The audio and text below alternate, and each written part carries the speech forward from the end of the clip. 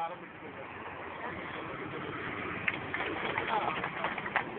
రేపు మనకు కావాల్సింది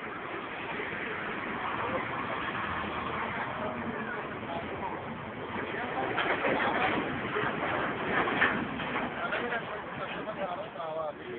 ఇల్లు పోతే కొద్ది కావాలి. ఎక్కడ పడతారు మీరు? ఒక 5 నిమిషాల్లో పెద్ద పని కానీ రేపు నా పరిస్థితి ఏంటి? మా భర్త ఆడవాళ్ళు ఇంటి దగ్గర ఇల్లు మొత్తం చూసుకునే ఆడవాళ్ళ పరిస్థితి ఏంటి? పిల్లల పరిస్థితి ఏంటి? వాళ్ళ యొక్క ఏ రకంగా జరగాలి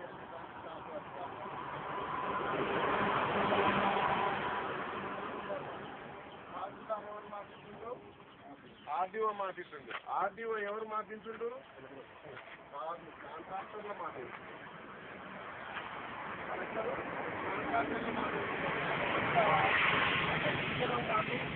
కాదు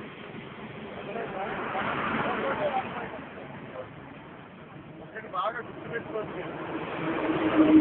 నథింగ్ అనమాట. ఏం లేదు. మనం చేసేది కూడా ఏమి రేపు పొద్దున ఏమైతుంది అనే దానికి కూడా ఏడుస్తాం, కూర్చుంటాం, వారం రోజులు ఏడుస్తాం, గుర్తొచ్చినప్పుడల్లా మళ్ళా ఏడుస్తాం. అంతే తప్పితే మనం చేయగలిగేది ఏం లేదు. కానీ ముఖ్యంగా మనకు కావాల్సింది ఏంటంటే కనీసం మన బతుకులు ఇట్లా తెల్లారిపోయినాయి.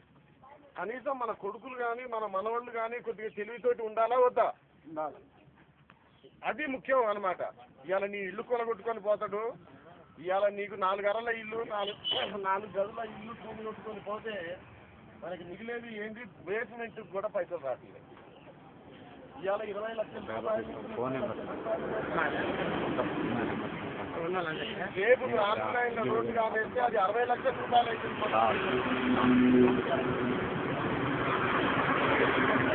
50 రూపాయలు గజానికి కదా. 50 రూపాయలకి గజానికి ఒక ఆకుకూర రాదు.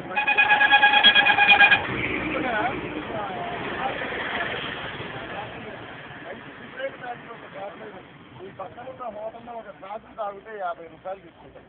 ఇంతకంటే దరిద్రం, ఇంతకంటే అన్యాయం, ఇంతకంటే మోసం, కృష్ణ దగ ఎక్కడ కూడా లేదు. ఈ ప్రభుత్వాలు మొత్తం కూడా ఇట్లనే ఉన్నాయి. ఈ ప్రభుత్వాలు కేవలం పెద్ద పెద్ద వాళ్ళకి, పెట్టుబడిదారులకి, కాంట్రాక్టర్లకి మోసేసి నీళ్లు తాగుతాయి. మనకేదో పద్ధతులు లాగా పిల్లలు తగ్గింది బాగా బలికి చేపిస్తే ఇస్తే మనం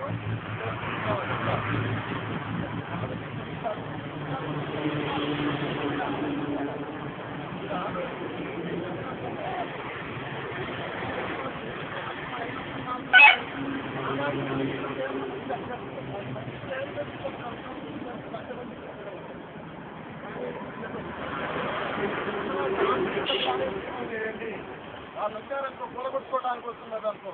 సార్ నాకు ఈ రోజున కొలగొడుతున్నామని ఒక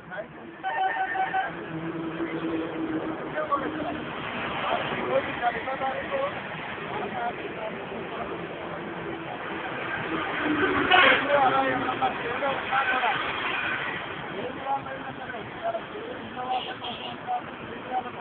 అందరి కోసం ఇది చేస్తున్నది.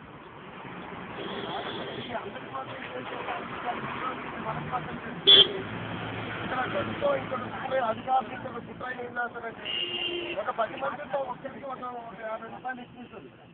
ఈ 9 మంది వాడిని అడుగుతున్నారు కానీ అసలు నాది కూడా పోతుందనేది ఆలోచిస్తున్నారు. అదంటే ఒక ఇంటికి ఒక 10,000 50,000 ఎక్కువ వస్తే మనం దాన్నే చూస్తున్నాం. అసలు నా ఇల్లు పోతుంది, నా గోడు పోతుంది, నా గొప్ప పోతుంది, ఎవరు చూసుకోవట్లేదు. అంత జరిగినాయి.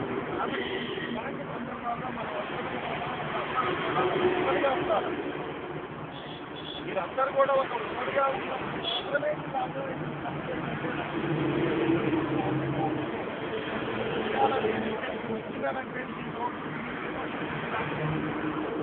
పోలీసు వాళ్ళకి పోతుంది, విజిలెన్స్ వాళ్ళకి పోతుంది, సిఐడీలు వాళ్ళకి పోతుంది, కలెక్టర్కి పోతుంది, ఆర్డీఓకి పోతుంది, కమిషనర్కి పోతుంది, గవర్నమెంట్కి పోతుంది.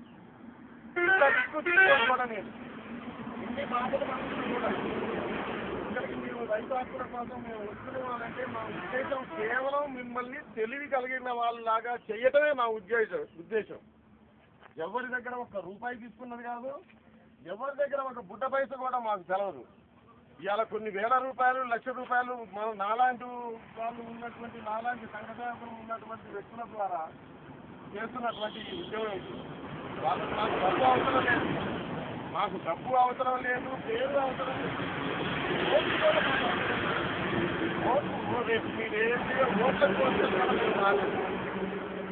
మిమ్మల్ని చట్టం అంటే ఏంటి, హక్కు అంటే ఏంటి అనేది తెలియజెప్పడమే మా యొక్క రైతు హక్కుల పరిరక్షణ సమితి యొక్క ప్రధానమైనటువంటి బాధ్యత. ఇవాళ కలెక్టర్లు వీళ్ళందరూ పేదవాళ్ళకి సహకారం చేయాలా. ఇవాళ ప్రతి ఒక్కరు కూడా పేదవాళ్ళకి సహకారం చేసి పేదవాళ్ళని దరిద్ర రేఖ నుంచి పైకి తీసుకొని రావాలా. ఇవాళ ఈ ఊర్లో 300 మంది ఇవాళ దరిద్ర రేఖకి లోపలికి దోస్తున్నావు. ఇంకా నువ్వు కొత్తగా వీళ్ళు మళ్ళీ ఇల్లు కట్టుకునేది ఎప్పుడు, వీళ్ళు నిలదొక్కునేది ఎప్పుడు, వీళ్ళు మళ్ళా వాళ్ళ సొంత పనులు చేసుకునేది ఎప్పుడు? ఇవాళ నీకు ఈ చిన్న ఒక అర ఉండని, 40 గజాలు ఉండని, 50 గజాలు ఉండని ఇవాళ పోతుంది. మనది పోతుంది అనంటే మన జీవితం పోతుంది ఒక రకంగా చెప్పాలంటే. దీనికంటే దరిద్రం ఇంకొకటి అయితే ఏం లేదు. కాబట్టి మీరు అందరూ కూడా ఒకే మాట మీద ఉంది, ఒకే బస్సుల్ని ఆపట్లేదు మనం. తర్వాత రాస్తారోకోలు చేయట్లేదు, ధర్నాలు చేయట్లేదు, గురావులు చేయట్లేదు, మనం ఏమి చేయట్లేదు. మన కలిసిమంతా ఎవరికి చెప్పుకోలేదంగా ఈడ తగ్గలేదు. ఒక్కడే చెప్తున్నాను,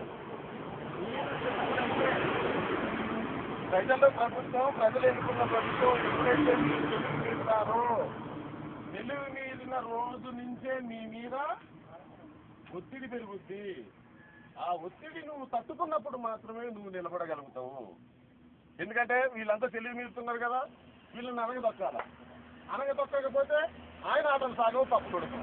కాబట్టి ఎప్పుడైతే మనం అనగదొక్కినప్పటికీ కూడా ఎప్పుడైతే పైకి లేస్తామో వాడే నిజమైనటువంటి హీరో, వాడే మొనగాడు, వాడే ఒక మహిళ, వాడే ఒక పిల్లగాడు. కాబట్టి మనం ఎప్పుడైనా అంటే ఇప్పుడు తెలివి మీరితే వాళ్ళు తెలివి మీరితే మనల్ని మించిపోతాడు వీడు అని ఏమనుకుంటాడు. అనగదొక్కినా కూడా మనం అదే ముందుగా ఉంటే నిలబడగలుగుతాము. అదొక్కటి బాగా గుర్తు పెట్టుకోండి. మనం ఎంత తెలివి మీరుతుంటే అంత అనగదొక్కుతాడు. అనగదొక్కినా కూడా మనం గట్టిగా నిలబడితేనే అప్పుడు మాత్రమే మనం నిలబడగలుగుతాము. లేకపోతే మాత్రం మనం ఇంకా కూడా భూమిలోకి పోతూనే ఉంటాం. ఇవాళ ఇక్కడ ఉన్న వాళ్ళందరూ పేదవాళ్ళు ఉన్నారు. ఎవరు కట్టు చొక్కాలు వేసుకొని కట్టలు చొక్కాలు వేసుకొని ఉన్న వాళ్ళు లేరు. చిన్న చిన్న కార్మికులు, చిన్న చిన్న రైతులు, రోజు కూలీ చేసుకునే వాళ్ళు, పసగలుపులకు పోయే వాళ్ళు, అదే రకంగా ఇంకా ఏదైనా ఫ్యాక్టరీలలో, ఇండస్ట్రీలలో పనిచేసుకునే వాళ్ళు ఉండరు. అంటే మనం ఇవాళ పోతున్నది అంటే 100 రూపాయలు పోతున్నది. కానీ ఒక 10 రోజుల కోసం పోతే ఒక 1000 రూపాయలే మీకు నష్టం జరుగుతుంది. కానీ 10 రోజులు కానీ మీరు కూర్చుంటే 10 మంది వచ్చి నాలాంటోళ్ళు, ఈ రామూర్తి గారు లాంటోళ్ళు వచ్చి మీకు కొంతమంది విజ్ఞానం కల్పిస్తే అది మీకు ఉపయోగపడుతుంది. మీకు కాకపోయినా మీ కొడుకులకన్నా ఉపయోగపడుతుంది. ఇవాళ ఆల్రెడీ ఎప్పుడో 3 నెలల క్రితం ఎప్పుడో ఇది తీసేయాల్సినవి. పైసలు తీసుకున్నాం కరెక్టే, నేను పైసలు తీసుకోలేదు అనంటే మమ్మల్ని మధ్యపెట్టి, మమ్మల్ని మోసం చేసి, బ్రిటిష్ కాలం నాటి చట్టాన్ని నువ్వు ఇంప్లిమెంట్ చేసి మమ్మల్ని ప్రధానికి మాకు ఇంటికి బదులు ఇల్లు ఇవ్వాల్సిందే. రోడ్డెమ్మటి పోయినటువంటి ఎంతైతే మా ఇల్లు కట్టుకోవడానికి ఎంతైతే ఖర్చు అవుతుందో ఆ ఖర్చు ప్రకారం కూడా మాకు ఇవ్వాల్సిందే. మేము నిన్ననే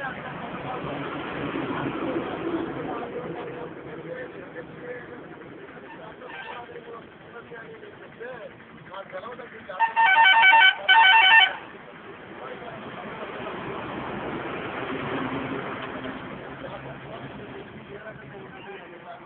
విజ్ఞానం తెలుసుకోవడానికి తయారు చేస్తున్నాం. ఆర్ఆర్ పాలనంటే పునర్నిర్మాణం. నల్లకొండ ఇది ఉదయ సముద్రం చెరువు మునిగి వచ్చి వాళ్ళకి ఇల్లు కట్టించలేదా? కట్టించలేదా? పులిచింతల ప్రాజెక్టులో ఇది భూములు పోయిన వాళ్ళకి భూములు మళ్ళీ ఇల్లు కట్టించలేదా? పెద్దపల్లిలో ఇల్లు కట్టించదా లేదా? మనం ఏం పాపం చేస్తున్నాం అడుగుతున్నాం. ఇది కూడా ప్రాజెక్టే. కానీ మనకి చెప్పండి, ఈ యొక్క భూమిని తీసుకుంటే ఇల్లు తీసుకుంటే దాని బదులు మళ్ళీ ఇల్లు కట్టియాలి అని స్పష్టంగా చట్టాల్లో ఉన్నప్పటికీ కూడా ఇవి మనకి చెప్పరు. నువ్వు చెప్తే నీకు ఇల్లు కడితే నువ్వు తెలివి మీరుతావు.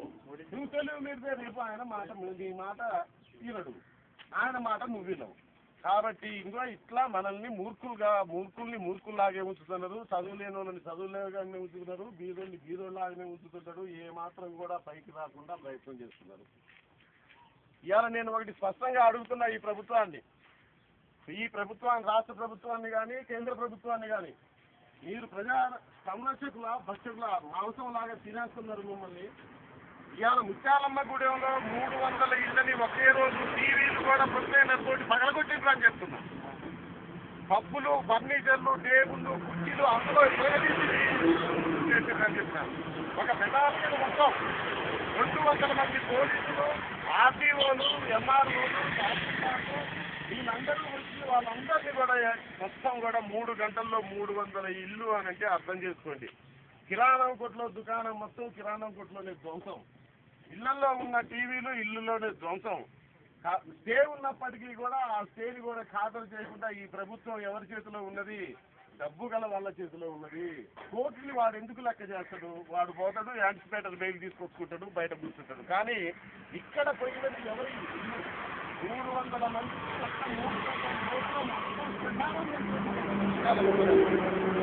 300 ఇళ్ళని ఒక్క 3 గంటలలో శ్మశానం చేసినట్టు కాదు. 300 మంది పోలీసులు అవసరమా? 300 మంది పోలీసులు 4 పెద్ద ప్రొక్లైనర్లతో ధ్వంసం చేసేసింది. ఇలా పాకిస్తాన్ బాంబేస్తే ఎట్లయితుందో ఇప్పుడు ముత్యాలమ్మ కూడా అట్లయింది. ఏ బంగ్లాదేశ్ వాడో బాంబేస్తే తన ముత్యాలమ్మ కూడా అట్లయింది. సన్న చెరలు పట్టి శోధనలు చేసుకుంటారు. పిల్లలు, బాబలు, బాలికలు, మహిళలు అందరూ కూడా బజార్ను బట్టి ఏడుస్తున్నారు. ఈ ప్రభుత్వానికి చూడాలనుకున్నది మీరు తెలుసుకోవాలి. ఇంకా మీరు చైతన్యం కావాలి. చైతన్యం ఆ గుర్తులేవా?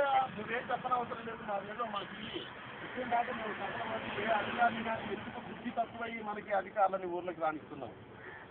బుద్ధి తక్కువై అధికారులను మనం వాడు వచ్చినప్పుడల్లా మనమే తీసుకోవాలి. ఈ చట్టాలు బట్టి ఈ యొక్క విలువలు కట్టలేదు. కాబట్టి మీరు మాత్రం తప్పనిసరిగా శాంతియుతంగా గాంధీ మార్గంలో శాంతియుతంగా ఉద్యోగం చేయాలి. ఇందులో ఒక ఆయన అంటాడు, ఒక రాయి వేద్దామనంటే మీ రాయి ఆగిపోతుంది, రాయి వేస్తే వాళ్ళకి కోల్పోతుంది. కష్టం ఎక్కువ వద్దు. శాంతియుతంగా ఎట్టి పరిస్థితుల్లో దాన్ని తీసుకొని పోవటమే మన యొక్క ముఖ్యమైనటువంటి బాధ్యత. దానికి మీరందరూ కూడా ముందు కూడా ఆలోచించి ఉద్రేక వాతావరణం వద్దు. శాంతియుతంగా దీన్ని ప్రభుత్వం దృష్టికి తీసుకొని పోవటమే మనకి కావాల్సింది. కాబట్టి మీరందరికీ కూడా అదే పద్ధతిలో ఆలోచించి అదే 5 హక్కుల